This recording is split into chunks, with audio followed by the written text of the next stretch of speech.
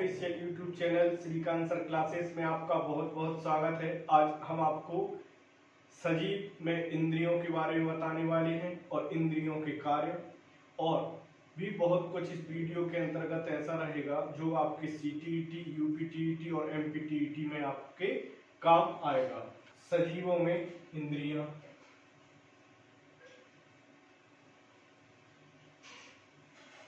सजीवों में इंद्रियां। सजीवों में इंद्रियां 5 होती हैं। सजीवों में इंद्रियां 5 होती हैं। आंख, हेडिंग पड़ेगी हमारी। सबसे पहले आंख, फिर है आंख के बाद में कान, नाक, जीभ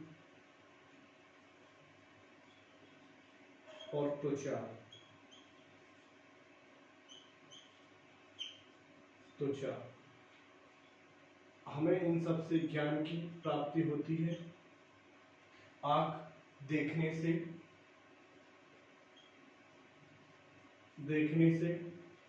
कानों से सुनने से, नाक से सूंघने से, जीभ मतलब स्वाद के माध्यम से हमें ज्ञान की प्राप्ति होती है। और त्वचा हम महसूस करके ज्ञान की प्राप्ति होती है। त्वचा के माध्यम से आपको मालूम चल जाएगा। अब इंद्रियों के कार्य जैसे कि चींटियों का समूह में चलना, रेशम का कीड़ा, कुछ पक्षी जैसे बाज, गिद्ध और चील ये 4 गुना तक देख सकते हैं और भी इंद्रियों के कार्य देखते हैं। तो हेडिंग पड़ेगी हमारी इंद्रियों के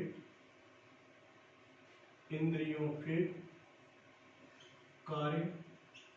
तो इंद्रियों के कार्य में सबसे पहले देखते हैं हम चींटियां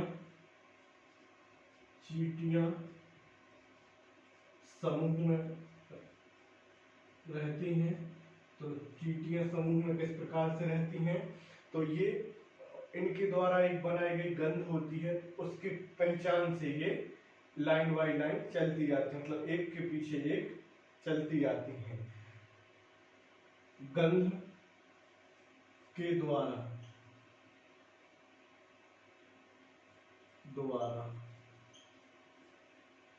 पहचान करके ये एक के पीछे एक चलती रहती हैं। सेकंड है रेशम का कीड़ा।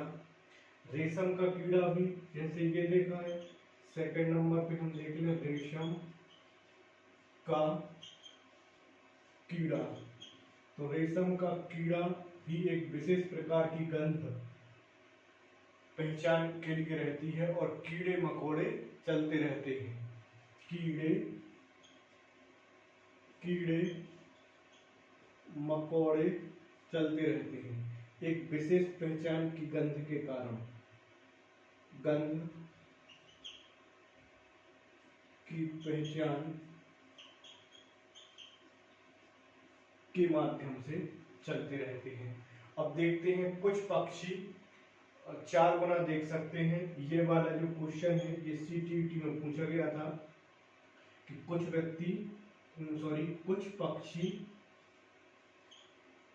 पक्षी 4 गुना तक देख सकते हैं।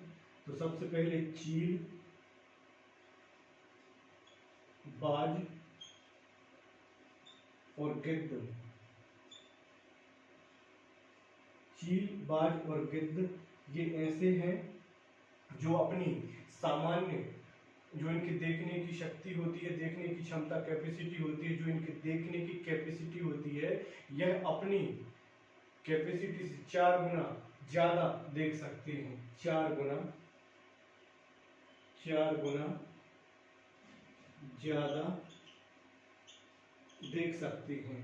तो ये हैं चील, बाज और गिद्ध। ये 4 गुना तक देख सकते हैं। ये सीटीईटी में एग्जाम में पूछा गया था। अब कुछ पक्षी के बारे में है कि इतना एक बार और बताते हैं हम आपको। सजीवों में इंद्रियां आंख, कान, नाक, जीभ और त्वचा। आंख देखने का कार्य करते हैं, मतलब देख करके हमें ज्ञान की प्राप्ति होती है। कान हमें सुनने के माध्यम से ज्ञान की प्राप्ति होती है। नाक हमें सूंघने के माध्यम से ज्ञान की प्राप्ति होती है। जीभ हमें स्वाद के माध्यम से ज्ञान की प्राप्ति होती है। त्वचा महसूस करके हमें ज्ञान की प्राप्ति होती है। इंद्रियों के कार्य, चींटियां समूह में चलती हैं तो गंध की पहचान के कारण समूह में चींटियां चलती हैं। रेशम का कीड़ा, रेशम का कीड़ा या रेशम के जो कीड़े मकोड़े हैं तो वो भी विशेष गंध के कारण ही रेशम का कीड़ा रेशम बनाते हैं। कुछ पक्षी जैसे चील, बाज और गिद्ध ये 4 गुना देख सकते हैं। तो इसको करते हैं रफ, और रफ करने के बाद में हम आपको बताते हैं एग्जाम में आपसे जो, अब हम इसके बाद में रफ करने के बाद में जो आपको बताने वाले हैं, एग्जाम में उनसे क्वेश्चन पूछा गया था कि निम्नलिखित में से बताइए क्या इनमें सही है। पक्षी के बारे में कौन सा कथन पक्षी के बारे में गलत है। तो इस टाइप का क्वेश्चन पूछा गया था। तो आपसे बनेगा 100% बनेगा।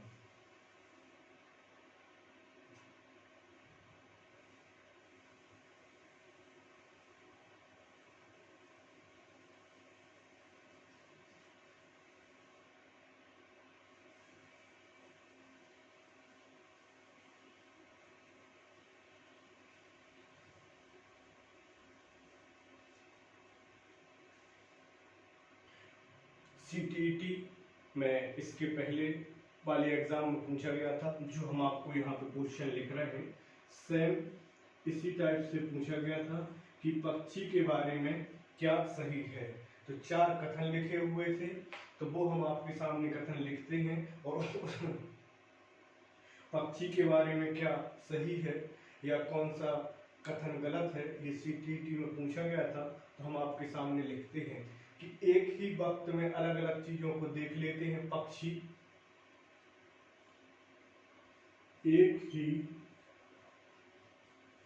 ही समय में अलग अलग चीजों को देख लेते हैं, अलग अलग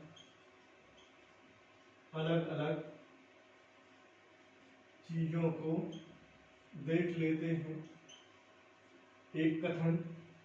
फिर सेकंड कथन है कि सिरों के दोनों तरफ आंखें होती हैं, सिरों के दोनों तरफ आंखें होती हैं।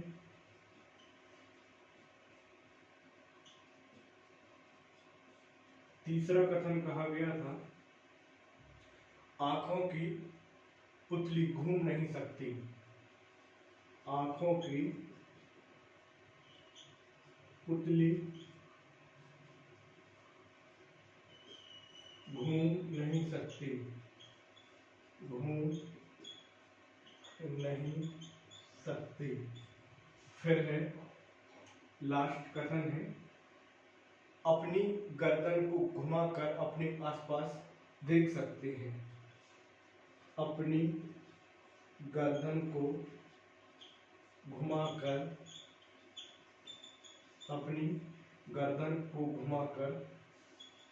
आसपास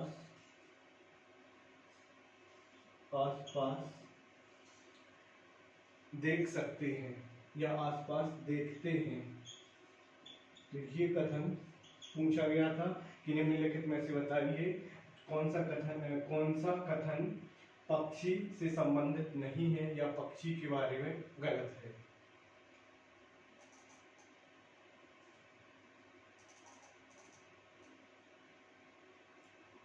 अब इसको करते हैं रफ,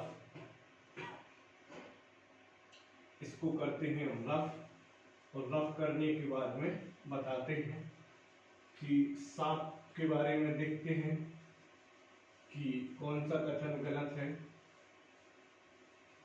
कौन सा कथन सही है। ये एग्जाम में पूछा जाता है। सांप के बारे में देखते हैं।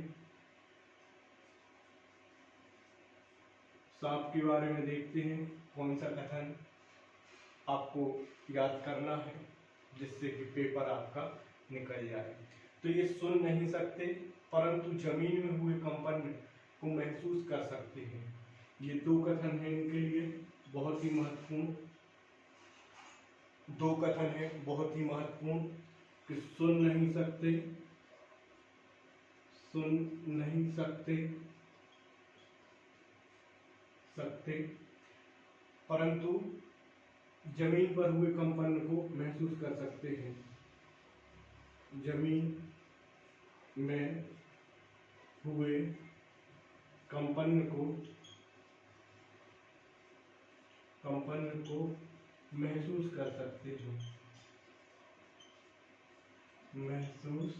कर सकते हैं। अब बताइए कि मच्छर के बारे में कथन आपको आना चाहिए। मच्छर के बारे में देखते हैं। मच्छर के बारे में, ये जो अंधेरे में हमें ढूंढ लेते हैं, आप लोग सोचते होंगे कि मच्छर हमें अंधेरे में कैसे ढूंढ लेता है। कई लोग तो चद्दर ओढ़ देते हैं और रजाई ओढ़ लेते हैं, तो सोचते हैं कि यार एक मच्छर पूरी रात परेशान करता रहा, कान में भिन भिन भिन की आवाज आती रही। तो ये आप इन दो कथनों को याद रखिए, आप कभी भी आपको मच्छर परेशान नहीं करेगा। पहला है कि ये शरीर की गंध को माप लेता है। शरीर की गंध को माप लेता है। और दूसरा, शरीर के जो तलवे की जो गर्मी है उससे गर्मी, तलवे की जो गर्मी है, तलवे की गर्मी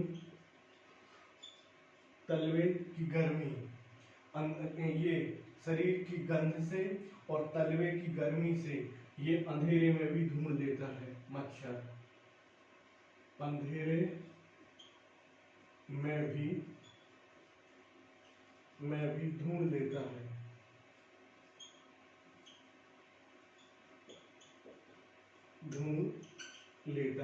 तो ये कथन आना चाहिए, ये एग्जाम में पूछा गया है। अब ये है कि मलमूत्र के द्वारा पहचान कौन करता है।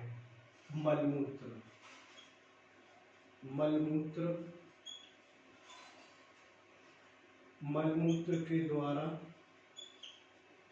पहचान कौन करता है। तो पहचान होती है कुत्ते के इलाके की, बाघ के इलाके की और शेर के इलाके की। अब कुछ लोग देख रहे होंगे कि एरिया तो भाई कुत्तों का होता है, शेरों का नहीं। शेर जहाँ खड़ा हो जाता है तो इलाका उसी का हो जाता है। ऐसा कुछ नहीं है। आप इस डायलॉग का उपयोग करते हैं। एक है कुत्ता, फिर है बाघ,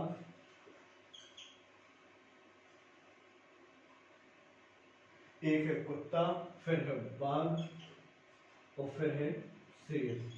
ये तीनों ऐसे हैं कि ये अपनी विशेष माने मलमूत्र के द्वारा अपने इलाके की पहचान, या यूं कह सकते हैं कि अपनी उपस्थिति जो है मलमूत्र त्याग करके अपनी उपस्थिति दर्ज कराते हैं, जिससे कि जो दूसरे कुत्ते हैं, बाघ है, शेर हैं, तो उनको मालूम चलता है कि हमारी प्रजाति का यहाँ पे पहले से कोई मौजूद है। माने जीभ का उपयोग कौन करता है। जैसे कि मेंढक और छिपकली हो गई। एक मेंढक और दूसरा छिपकली।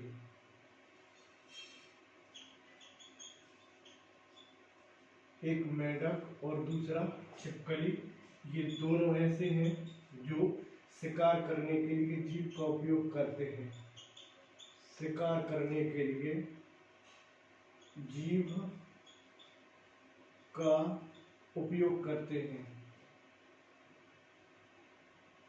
जीभ का उपयोग करते हैं। तो ये आपको समझ में आया होगा। मेंढक और छिपकली दो ऐसे प्राणी हैं जो शिकार करने के लिए अपनी जीभ का उपयोग करते हैं। अब ये बताइएगा कि रात्रिचर माने ये रात्रिचर दो हैं। ये क्वेश्चन पूछे गए हैं, सीटीईटी के ही पूरे क्वेश्चन बता रहे हैं। जो रात्रिचर जंतु हैं, रात्रिचर रात्रिचर जंतु हैं, एक तो है उल्लू और दूसरा है रैकून। आपको उल्लू का डायग्राम यहाँ पे दिख रहा होगा। ये सफेद और काला मतलब देख पाता है, बस काले और सफेद को देख पाता है और कोई कलर को नहीं देख पाता है। ये उल्लू और रैनूक, ये उल्लू क्या करता है, काला और सफेद। उल्लू काला और सफेद को ही देख पाता है, ये रात्रिचर जंतु होते हैं। उल्लू जो है अपनी गर्दन काफी हद तक घुमा सकता है, एक ये पॉइंट है, आप नोट कर लीजिएगा कि उल्लू अपनी गर्दन काफी हद तक घुमा सकता है, काफी हद तक घुमा सकता है। तो ये आपसे क्वेश्चन आते हैं कि निम्नलिखित में से बताइए कि ऐसा निम्नलिखित में से बताइए कि ऐसा कौन सा जानवर है या ऐसा कौन सा रात्रिचर जंतु है जो अपनी गर्दन को काफी हद तक घुमा सकता है। तो आपका आंसर होना चाहिए उल्लू। इसको करते हैं रफ और फिर देखते हैं गति। सजीवों में गति, कौन उड़ सकता है, कौन चल सकता है और कौन दौड़ सकता है। इनसे सीटीटी का पुराना पेपर जरूर उठाएं, आपको मालूम चलेगा कि ये कितने महत्वपूर्ण बिंदु हैं, एक एक पॉइंट इनका बहुत महत्वपूर्ण है। सीटीटी की दृष्टि से इनसे क्वेश्चन पूछे गए हैं और आगे भी पूछे जा सकते हैं। तो सजीवों में गति देखते हैं हम। सजीव में गति, सजीव में गति, कॉकरोच चल सकते हैं, उड़ सकते हैं और चढ़ते भी हैं। शुतुरमुर्ग उड़ नहीं सकते, तेज गति कर सकते हैं। और रेंगते कौन है, केंचुआ और सांप। केंचुए में सुख और पेशियां रहती हैं। तो हम यहाँ पे लिखते हैं सबसे पहले कॉकरोच, कॉकरोच एक, फिर देखते हैं हम शुतुरमुर्ग, शुतुरमुर्ग जिसको कहते हैं हम हेमू, और फिर है आखिरी में है कौवा, सॉरी इसके बाद में है केंचुआ और सांप जो रेंगता है। केंचुआ और सांप ये दोनों कैसे हैं देखते हैं। इन तीन पे बात करते हैं। ये जो कॉकरोच है ये चल भी सकता है, माने चलते हैं,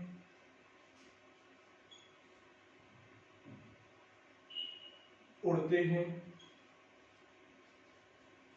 और चढ़ते भी हैं। तो इनसे क्वेश्चन पूछा गया था सीटीटी में, कॉकरोच के बारे में कौन सा गलत है। तो आपको 3 मालूम होना चाहिए, जब तो आप बता पाओगे। अब शुतुरमुर्ग के बारे में जानिए कि ये उड़ नहीं सकता लेकिन गति तेज करता है, मतलब उड़ नहीं सकता, उड़ नहीं सकता लेकिन तेज गति करता है। अब कौवा और सॉरी अब केंचुआ और सांप के बारे में देखते हैं। ये रेंगते हैं, क्या करते हैं, रेंगते हैं। अब ये रेंगते हैं मतलब कौवा के बारे में देखते हैं, ये सॉरी केंचुआ के बारे में है, केंचुआ के बारे में है कि इनमें शक और पेशियां पाई जाती हैं, इनमें शक और पेशियां पाई जाती हैं। तो केंचुए में पाई जाती हैं। रेंगते सांप और केंचुआ है। हेमू, शुतुरमुर्ग और हेमू उड़ नहीं सकते, तेज गति कर सकते हैं। तो ये आपने देखा, एक बार और बता दे रहे हैं। सजीव में गति, ये हेडिंग पड़ेगी हमारी। सजीव में गति, कॉकरोच चलते हैं, उड़ते हैं और चढ़ते भी हैं। शुतुरमुर्ग, इसी को कहते हैं हेमू, ये उड़ नहीं सकते, तेज गति कर सकते हैं। केंचुआ और सांप रेंगते हैं, केंचुए में शक और पेशियां पाई जाती हैं। पहले इतना करते हैं रफ।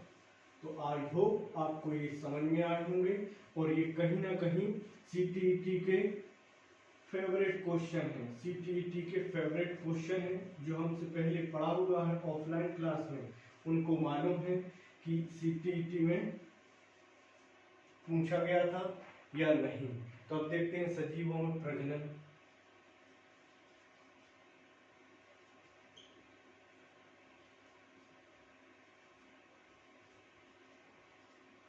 सजीवों में प्रजनन, अब ये देखते हैं जन्म। ये जन्म कौन कौन देता है? एक तो आ जाएगा चमगादड़, भेड़, फिर मछली। चमगादड़, भेड़ और मछली, ये क्या देते हैं? जन्म। सील मछली आ जाएगी इसमें, सील मछली। अब यहाँ पे जन्म देते हैं तो इसका मतलब ये हुआ कि ये दूध पिलाते होंगे,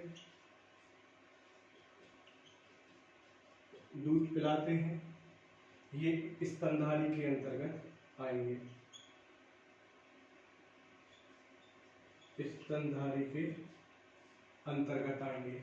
सजीवों में प्रजनन, इनमें जन्म कौन कौन देता है? चमगादड़, भेड़, मछली। सील मछली इसमें मुख्य रूप से है।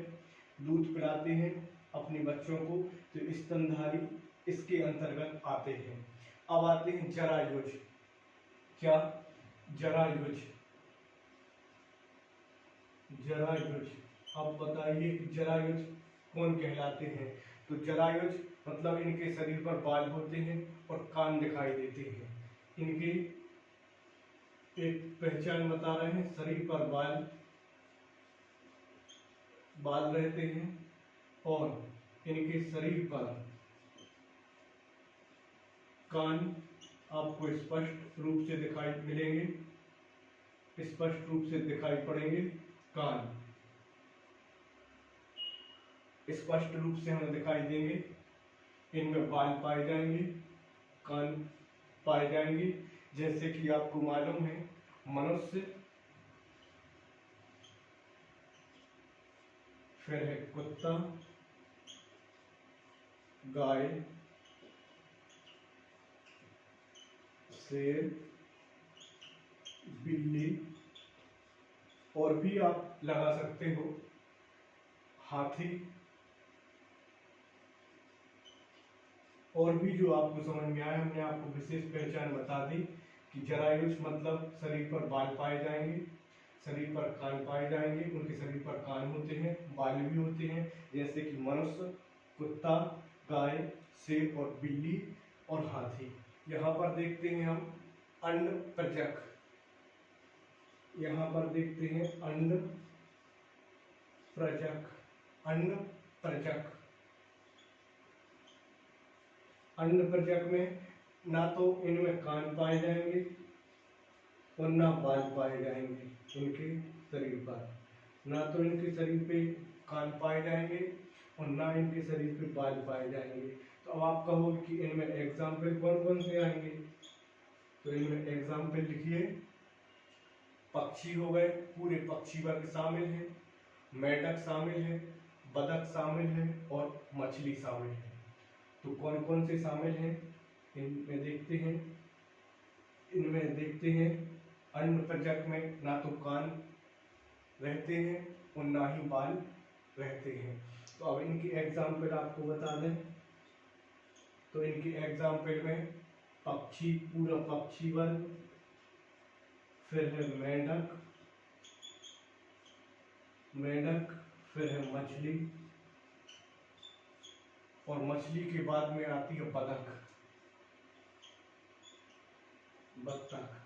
तो ये आपने देखे तो ये अन्न प्रजक के अंतर्गत आते हैं। तो ये आपको आज पहली बार समझ में आए होंगे कि ये अन्न प्रजक क्या है, ये जरायुज किसे कहते हैं और ये कहीं ना कहीं स्तनधारी किसे कहते हैं। तो आज आपको समझ में आया, स्तनधारी वो कहलाते हैं जो अपने बच्चों को दूध पिलाते हैं, अर्थात चमगादड़, भेल, मछली। मछली में भी सील मछली स्पेशल हमने बोला था क्योंकि यहाँ पे मछली है, तो आपके माइंड में कंफ्यूजन क्रिएट ना हो, इसीलिए हमने आपको पहले ही बता दिया था। अब जरायुज, जिनके शरीर पर बाल होते हैं, शरीर पर कान होते हैं, जरायुज कहलाते हैं। जैसे कि मनुष्य, कुत्ता, शेर, बिल्ली और हाथी। अंडप्रजक होते हैं जिनके शरीर पर ना कान होते हैं और ना ही बाल, जैसे कि पक्षी, जैसे कि पूरा पक्षी वर्ग आ जाएगा, फिर मेंढक आएगा, फिर बतख और फिर मछली। बस आप हमारे चैनल को लाइक करें, शेयर करें, सब्सक्राइब करें, साथ ही साथ बेल आइकन को प्रेस करें, जिससे कि हमारे वीडियो का आपके पास टाइम टू टाइम नोटिफिकेशन पहुंच सके। Thank you for this watching video.